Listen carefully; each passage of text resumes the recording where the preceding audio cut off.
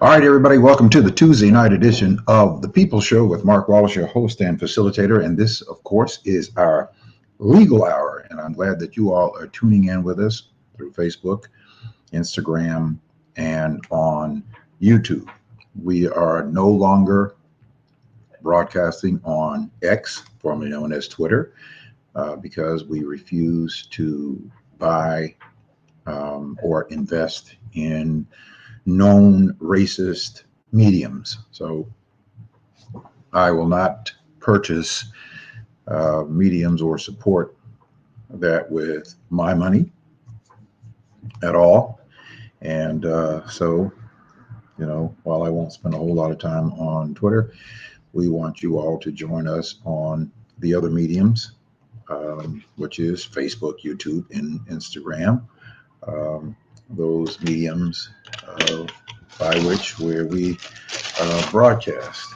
We're trying to get our lighting down because there's something that we're having some issues with, and in our studio, but we're going to correct that. Hopefully, that we'll get that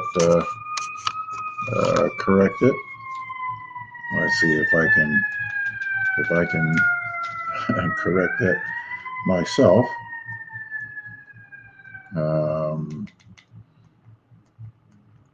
Yeah, we'll get it corrected. Hopefully, you all can see pretty clearly. All right, coming up is going to be joining me in just a few minutes is Cook County Circuit Court Judge Leonard Murray, who is a current sitting judge in Cook County. We're going to be talking about the process of the court system. And I do this part of the program, and certainly one of the many programs that we do. All of our programs are for the purposes of educating us and providing us with more information that we didn't have.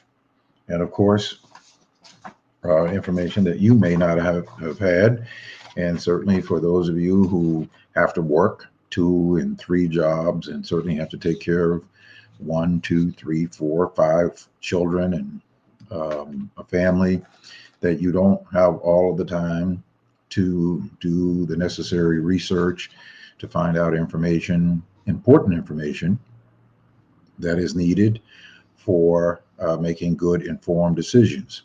So I craft this program and this platform as a platform to provide critical, factual information so that you can make informed decisions to better understand what is going on in our social economic and our social political stratosphere. Not to be sensational, although sometimes there are some things that are sensational.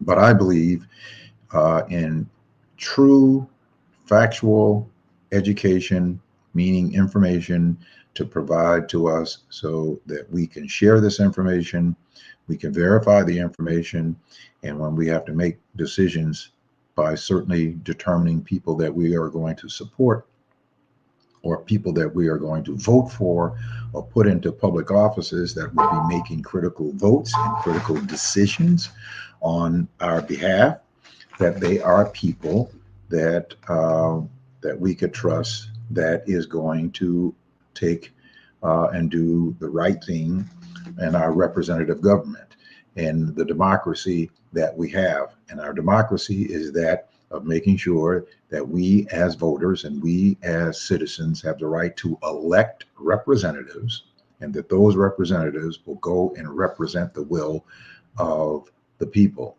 That is what our democratic process is. That's what we have set up. We want to make sure that it works, and it works for everybody, and that that is not taken away. Fundamentally, there are some people who don't believe in democracy, and they certainly don't believe in it because there are more people who are able to participate, and that they don't believe that everybody should be included in that process equitably. And there are some people who want to reverse what is going on. There are many, many more millions of us who do. There are millions of us, black, white, Hispanic, Christian, Jew, atheist, Hindu, that want to see the country grow, that want to see the country get better, that want to make sure that it's more inclusive. Many, many more people who do want to see the progress that we're making move forward, and that we make even greater progress. Now, you're going to be able to call in to the program at 951-221-8221, and you'll be able to talk to Cook County Circuit Court Judge Leonard Murray a little bit later on. If you have a legal question, you can ask your legal question. Just remember, he cannot give you legal advice, but he certainly can answer legal questions related to a legal issue and the process, but cannot advise you on your particular case. So if you have a legal question, we want you to call in at 951-221-8221. A little bit later on in the program, we'll open up the phone lines so that you'll be able to do that, and we'll be able to take your call, and you will certainly be able to participate in the program. So we certainly want to make sure that you have access to the program, and we're going to let's see, we're trying to make sure that we do have that available for people to call in. So at 951-221-8221, and I'll pick up your calls, and then you'll be able to call in and talk to Judge Murray. I want to go over a couple of things before we get to that. Maybe we'll get to some of it before the judge comes on. But certainly, and hopefully, we don't have any issues if the judge is not able to come on, but I think he's going to be able to come on. I am excited. I'm excited. So if I'm sounding a little jumping all over this, I am excited as a Democrat. You see, I have on my Kamala shirt that I'm going to be wearing all week. As a matter of fact, I may be wearing it for the next 77 days. Not the same shirt. I have multiple of these shirts. But I am really proud to be a Democrat, a part of the Democratic Party, because some of what I've seen happen over the Democratic Party over the last, and some things I was not happy about. And I'll tell you, I supported President Biden because President Biden led us through very difficult times since they came into office, inherited a very bad economic situation, inherited a very bad, mismanaged a world pandemic, and within a couple of months responded to that, and responded to the needs of, all of us, certainly those who were, faced with health and economic issues. This administration has responded. This administration has responded in ways that no other administration has responded in modern history, in modern times, and passed policies like the Inflation Reduction Act that limits the cost of insulin to $35 for those who need insulin. It's $35 a month. Limit the cost of or prescription for seniors at $2,000 a year. And of course, just recently announced that in 2026, 10 of the most expensive prescriptions there's going to be a savings of almost $2 billion a year for seniors on Medicare, and another $6 billion a year for you and I as the taxpayers. And one day we will be seniors and will need that type of support. So I think that many, $16.5 billion to historically Black colleges and universities. The debt reduction or student loan debt reduction that Black students disproportionately will benefit from. And this largely came from the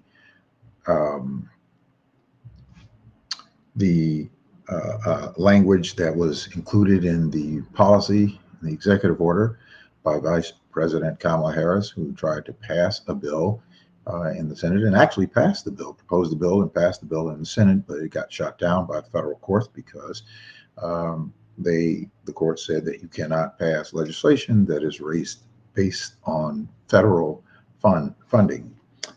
So they had to rethink how they could do that, and they figured out how to do it. And of course, they're trying to challenge it, even though it meets the constitutional and legal standards.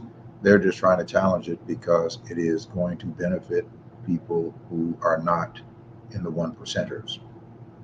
It's okay to give trillions of dollars to people who don't need it, and avoid from those persons paying their fair share into our federal government, but they get benefits from our federal government.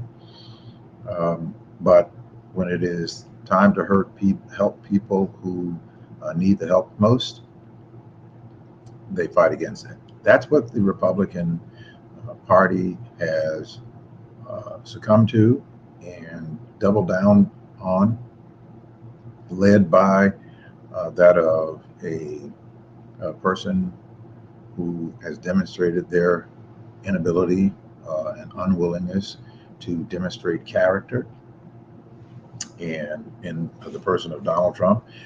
They talk about border security. There was a bipartisan border security policy that Republicans had agreed upon with Democrats, that they were ready to vote and pass. Donald Trump made a phone call and said to them, do not do it. And they reversed course on border security. So they're not interested in solving problems. They're interested in weaponizing issues so that they can be in power to make decisions, not to solve problems, but so that they can be in power to give benefits to a preferential few. So they have absolutely showed their unwillingness to lead for the benefit of the people and to solve real problems. They want to use issues just so that they can get elected. Those are the facts. That's where we are. Other things on the news, and I'm glad to see that we have people from, what I call reasonable Republicans who see that our democracy is far more important to save than to win an election. That we can deliberate and we can debate, but we can't do that if we don't have a democracy, because that's what a democracy is. It is about when we have the platform and we have the opportunity to have discussions and debates about policies or about issues, about resolving issues, and come to agreements that we could resolve problems for people throughout the country from both sides, whether you're a Republican, whether you're a Democrat. But if we don't have a democracy, there won't be the forum for a Republican or a Democrat to sit and have discussion, and that we would have an actual representative government. Democracy will be over based on what Project 2025 and those people who are behind Project 2025 who are tied to the Trump administration. And if you don't believe that they are, I'm going to show you some clips from an undercover reporting of Jeff Vogt, who served in the Trump administration, who is one of the crafters of Project 2025, who was speaking to what he thought were two wealthy Republican donors, explaining the relationship in the mission of Project 2025. This absolute bombshell and exposure of Project 2025. I'm going to show you clips from that interview that Donald Trump claims that he didn't know what it was about, and that it had some very extreme ideas that he didn't support. Not true, according to one of his top aides that served in his administration, and you can hear it from him. So, as I was saying, earlier, there are Republicans for Kamala who believe that, again, our democracy is far more important than winning an election, and I look forward to having conversations with people like that. I look forward to talking with Jim Edgar, who's a former governor of Illinois, and Adam Kinzinger, who is a former congressman from Illinois, both Republicans who are supporting Kamala for president. And I'm sure that they have their own political differences, but they're supporting Kamala Harris, Republicans that are supporting Kamala, not because they believe in all of the philosophies coming from the Democratic side, but because they fundamentally agree that our democracy is far more important than winning an election. And I look forward to the day that we get back to where Republicans and Democrats can sit and they can talk, they can debate, they can discuss and negotiate to work to make the country better for more people, period. To lift people out of poverty, to bring more people into the middle class, to grow the middle class back and beyond where it was 40 years ago. 40 years ago, we had 63% of the American working class that was in the middle class. Today, it's down to 40% because in 1980, Ronald Reagan took an axe to the progress of bringing more people into the middle class and passed benefits on to the wealthiest people with his trickle-down economic policy. So that is where we are. Now, I want to, one of the most conservative, a retired federal appeals court judge in the name of J. Michael Ludick, who is a prominent conservative, legal scholar, who was put on the bench by President George Herbert Walker Bush, is endorsing Vice President Kamala Harris over former President Donald Trump, whose candidacy he describes as an existential threat to our American democracy. In his own word, he says, in this presidential election of 2024, there is only one political party and one candidate for the presidency that can claim the mantle of defender and protector of America's democracy, the Constitution, and the rule of law. Ludick wrote in a statement obtained by CNN, as a result, I will unhesitatingly vote for the Democratic Party's candidate for the presidency of the United States, Vice President of the United States, Kamala Harris. This is coming from a conservative appointed judge by a Republican. Now, if you remember, Ludick played a now famous role in persuading then Vice President Mike Pence to defy Trump and to certify the 2020 presidential election. In a series of tweets drafted at the request of Pence's attorney, Ludick spelled out in stark terms the legal rationale for Pence to reject the former president's attempt to overturn Joe Biden's victory. Since then, Ludick has emerged as a preeminent constitutional critic of Trump. In endorsing Harris, Ludick argues the partisan distinction must, in this election, be set aside in order to prevent singularly unfit Trump from returning to the White House. That is where all of us should be. That is where all of us should be, not into our into our heels of our political, philosophical differences. But we as Americans, as citizens, as people who care about moving things forward, people who care about doing things the right way, all of us should be able to say our democracy is at risk and understand that our democracy is at risk, and that we recognize that, and as responsible voters and as responsible citizens will respond accordingly. And if we don't respond accordingly, if we don't do that, then what does that say about us? What does that say about us as citizens who say that we really care about what's really going on, right?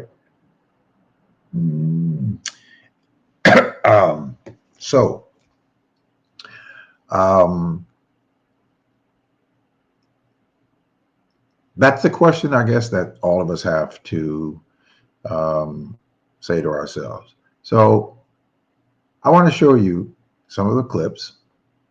I want to show you some of the clips that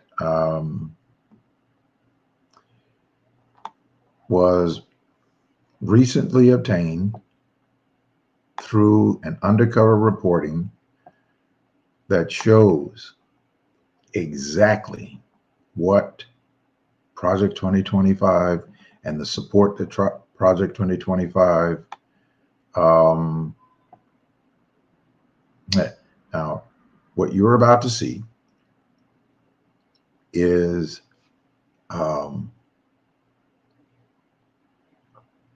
where Donald Trump's claim that he doesn't know anything about Project 2025.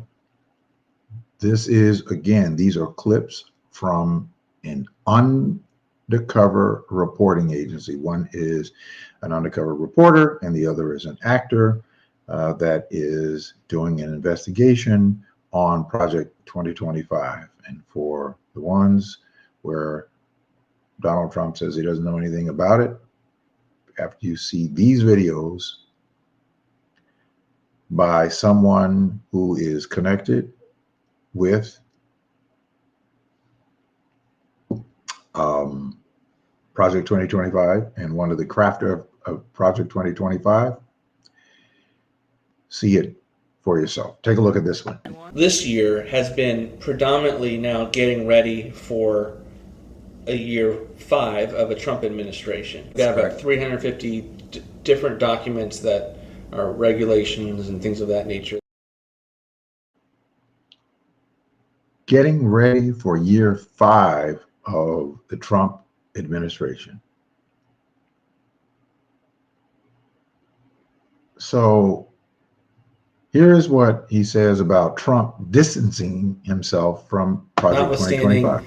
I expect you to hear 10 more times from the rally, the president, distancing himself from the left's boogeyman of Project 2025. Yeah.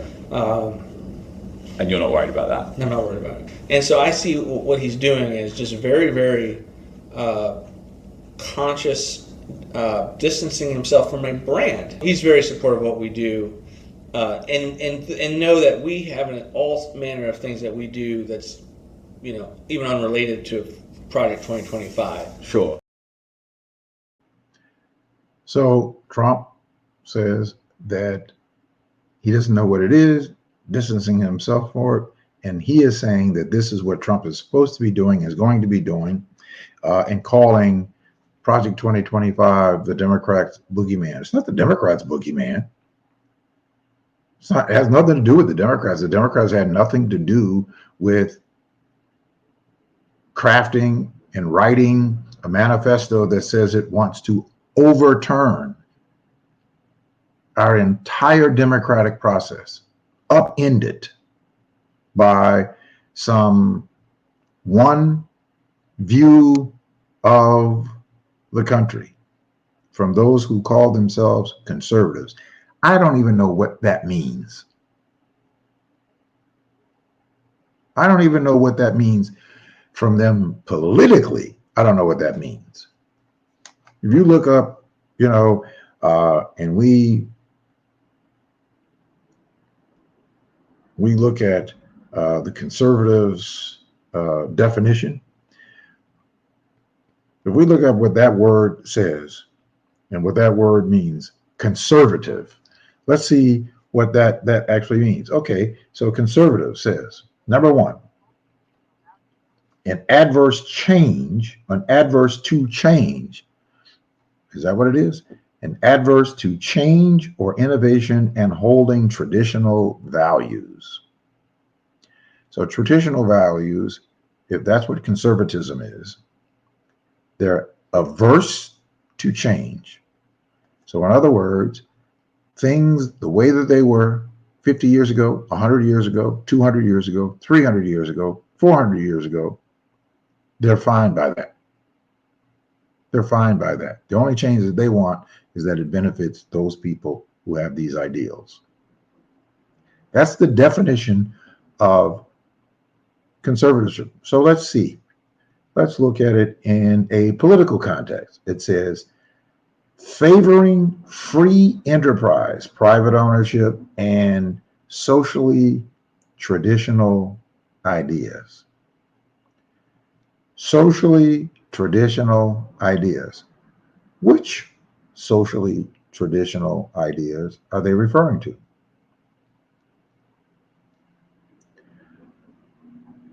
A person who is averse to change and holds traditional values. A person favoring free enterprise, private ownership, and socially traditional ideas. Those are definitions of conservatives, or the word conservative, or conservatism. What are the traditional ideas? And who gets to determine what those traditions are? Is it a party? Is it some people in a certain group? Do they get to determine what the traditional ideas and values are? All right. So I guess their traditional ideas is that they should be able to tell a person what they can do with their body, and that they have the right to interfere in people's medical decisions with their doctors. But they know better what is better for somebody medically, that they should be making decisions on what medical treatment that people could have for their reproductive care. Those are the conservative, traditional values and ideas. This is what Project 2025 says about reproductive care. He talks about rape, incest, and the life of the mother. I don't actually believe in those exceptions. I want to get to abolition, but we got to win elections. And so I want to get as far as we possibly can. Oh, wait a second.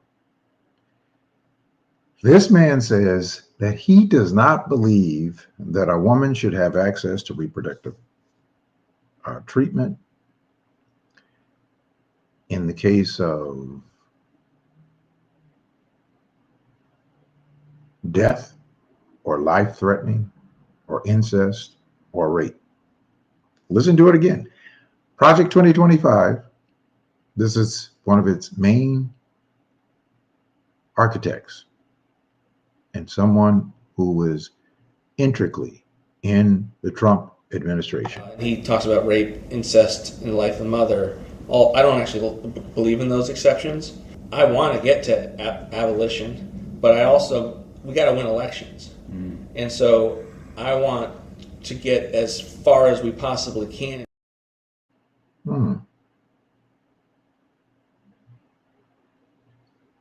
This man says that he doesn't believe in those exceptions: rape, incest, and the life of the mother. He doesn't believe in them. So he believes that a mother should die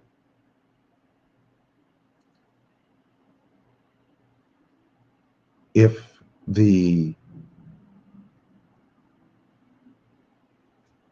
pregnancy threatens the life of the mother. Play that again. Just one more time. Play that again. He talks about rape, incest, and the life of the mother. I don't actually believe in those exceptions. I want to get to abolition, but we got to win elections. And so I want to get as far as we possibly can.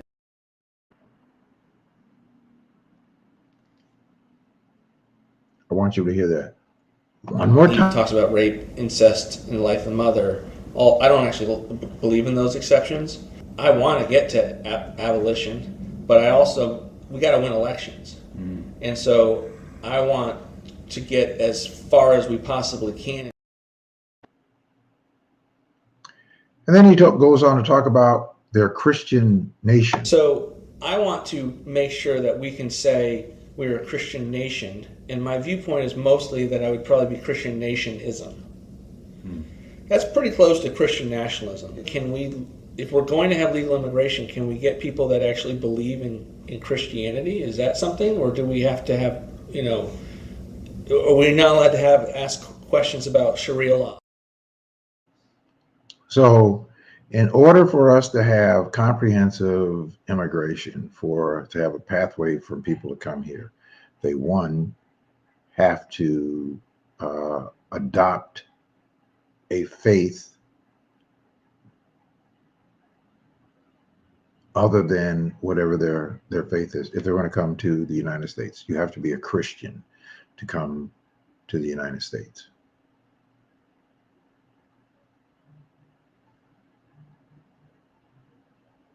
If you didn't see this, you can't make this up. If you didn't see this, you wouldn't believe it. But this is what Project 2025 is all about. That's what he said. I want to make sure that we can say we're a Christian nation, and my viewpoint is mostly that I would probably be Christian nationism. That's pretty close to Christian nationalism. If we're going to have legal immigration, can we get people that actually believe in Christianity? Is that something? Or do we have to have, are we not allowed to ask questions about Sharia law? And then the blessings from Donald Trump about their work. He's been at our organization. He's raised money for our organization. He's blessed.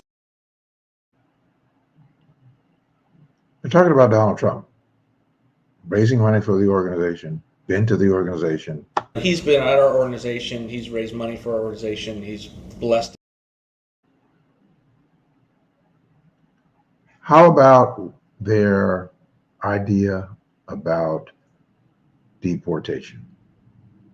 In an ideal world, I think we could save the country in a sense of, the largest deportation in history. And even pornography. We'd have a national ban on pornography if we could, right? And a ban on pornography. They just want to basically, now this is, remember the conservatives who want small government, right? Want small government, less intrusiveness of government being involved in people's lives. So they want to ban what you watch in your home or what you're entertained by. They want to determine what what you can do, to tell you what you can do.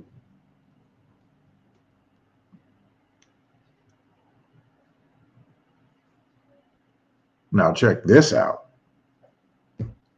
about the George Floyd murder. George Floyd obviously was not about race. It was about destabilizing the Trump administration. Right.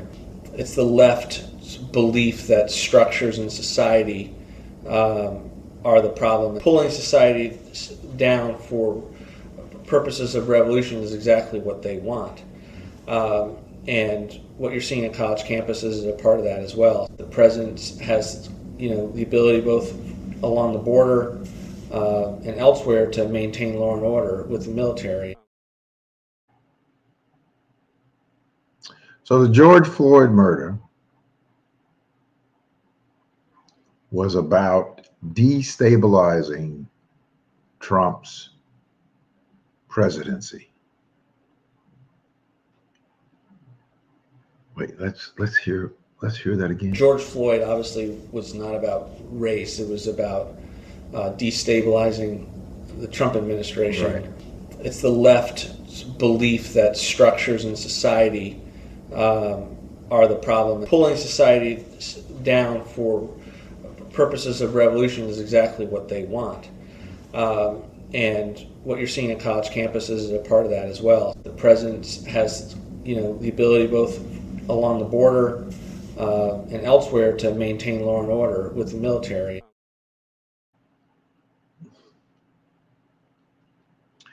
This is what's on the 80% back. of my time is working on the plans of what's necessary to take control of these bureaucracies. I want to be the person that crushes the deep state. I think there's a lot of different ways to do that. It is defunding it, it's impoundment, the ability to not spend money, it's getting rid of their independence.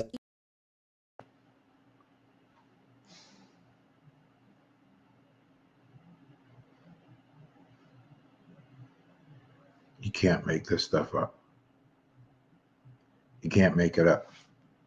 Now, if you're a person who really cares about our democratic norms, and you think that this is the affiliation for any reasonable person to be attached to that, speaks volumes about the sincerity of wanting to work on behalf of anyone, in particular those in our community.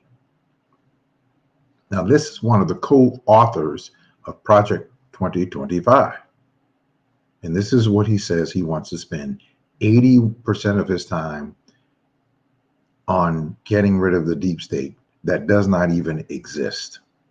80% of my time is working on the plans of what's necessary to take control of these bureaucracies. I want to be the person that crushes the deep state. I think there's a lot of different ways to do that. It is defunding it, it's impoundment, the ability to not spend money, it's getting rid of their independence. Getting rid of independence. How about creating shadow offices? This is where they're talking about getting rid of thousands and thousands of career civil service workers. We are trying to create a shadow Office of Management and Budget, a shadow National Security Council, and a shadow Office of Legal Counsel. These are the main organs in government that you need outside to create the battle plan. And you're not going to publish those? No. They go straight to... Yeah, they're very, very close hold. One more time. We are trying to create a shadow Office of Management and Budget, a shadow National Security Council, and a shadow Office of Legal Counsel. These are the main organs in government that you need outside to create the battle plan. And you're not going to publish those? No. They go straight to... Yeah, they're very, very close hold. So they're not going to publish them. They want to hold those close to their vest. If any of this does not concern you, about the freedoms that you have and the benefits that you have, if none of this concerns you about these people trying to create a new structure and a new pathway for modern day slavery and dictatorship, I don't know how to characterize that to you.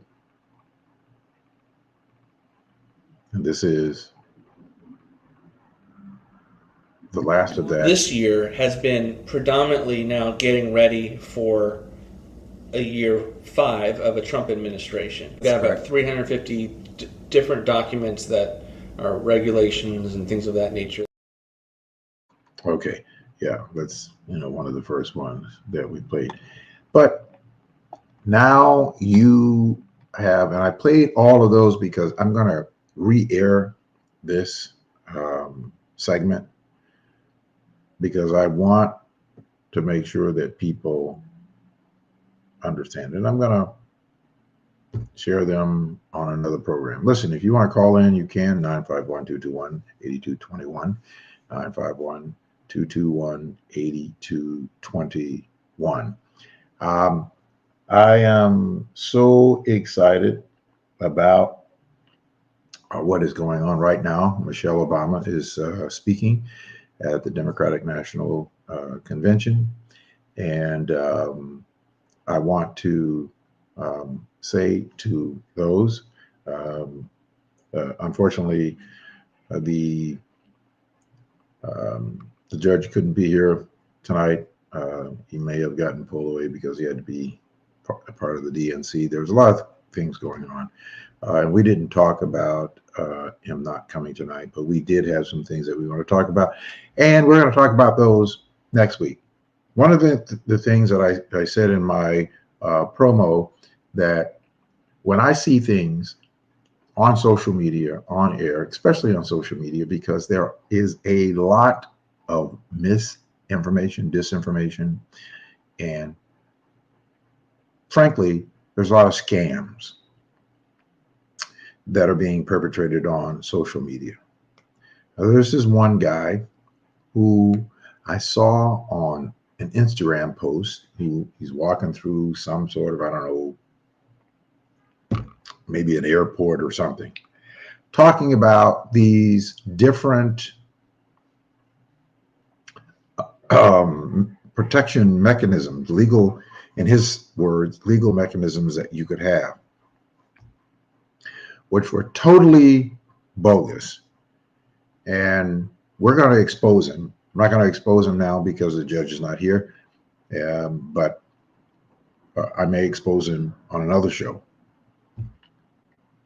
so that you can see who this character is. And I'm going to probably repost with a narrative showing just how bogus this person is, and that you should not go within 10 inches of this person because they're completely bogus.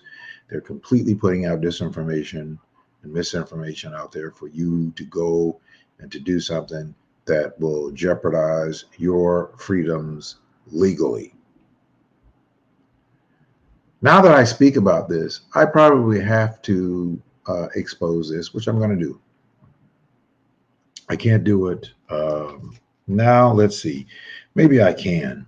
Let me see if I can look it up. I'm going to try to look it up. And so give me just 1 minute when I try to find this.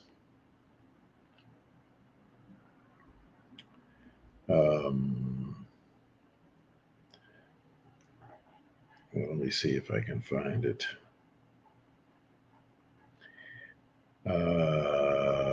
Okay, it was on Instagram.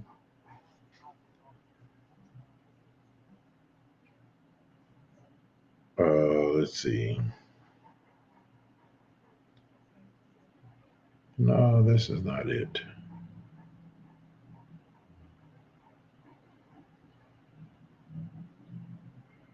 Okay, let's see if I emailed it to him. I may have emailed it, so let me check this out. Let me see if I emailed it. I want to see if I can get this person's name.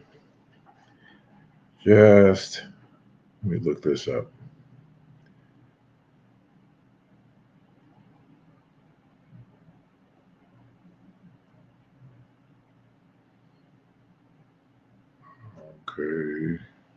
Okay, sent. All right, let's see if I can look this up here. Leonard Murray. Let's see, is this it? What you probably didn't know that you have the right to have private contracts. Just read Hill versus Hinkle.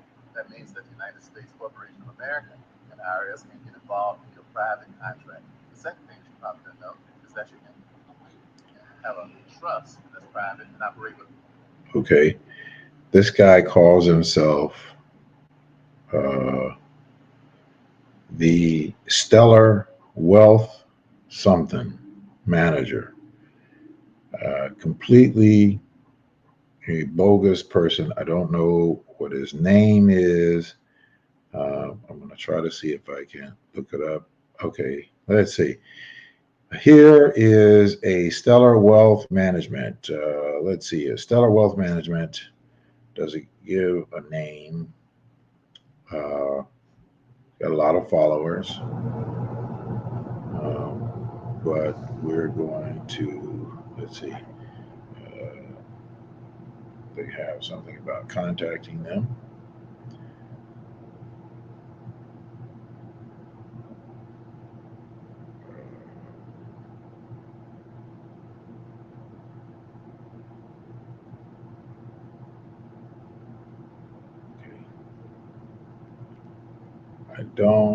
They don't give a name. They don't give a name, which is something that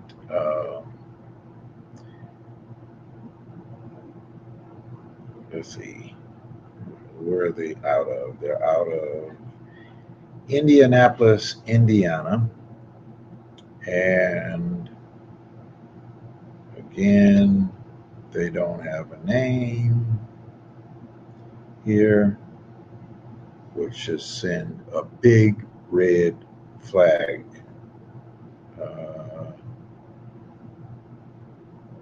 Dr. Momo, I don't know who that is, but he doesn't have a name. Does not have a name here. So with that, but we're going to, you know what, I'm going to follow this person. I want to follow them because I want to know what they're doing. So when we expose who they are, expose what they're doing, we can save a whole lot of people.